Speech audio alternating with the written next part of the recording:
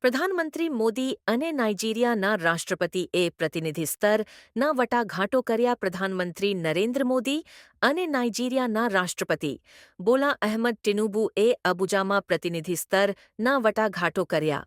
આ ચર્ચાઓનો ઉદ્દેશ્ય ભારત અને નાઇજીરિયાના વચ્ચેની વ્યૂહાત્મક ભાગીદારીને મજબૂત બનાવવાનો હતો, જેમાં પરસ્પર રસના વિવિધ ક્ષેત્રો પર ધ્યાન કેન્દ્રિત કરવામાં આવ્યું હતું.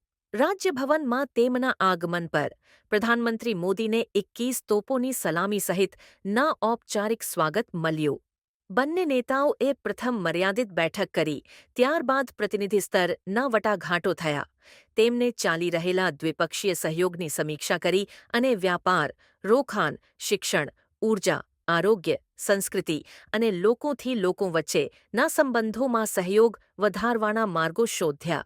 પ્રધાનમંત્રી મોદીએ નાઇજીરિયામાં તાજેતરના પૂર માટે તેમની સંવેદનાઓ વ્યક્ત કરી અને સંકટના સંચાલનમાં દેશના પ્રયાસોની પ્રશંસા કરી. રાષ્ટ્રપતિ ટિનુબુએ રાહત સામગ્રી અને દવાઓ સાથે સમયસર સહાયતા માટે ભારતનો આભાર માન્યો.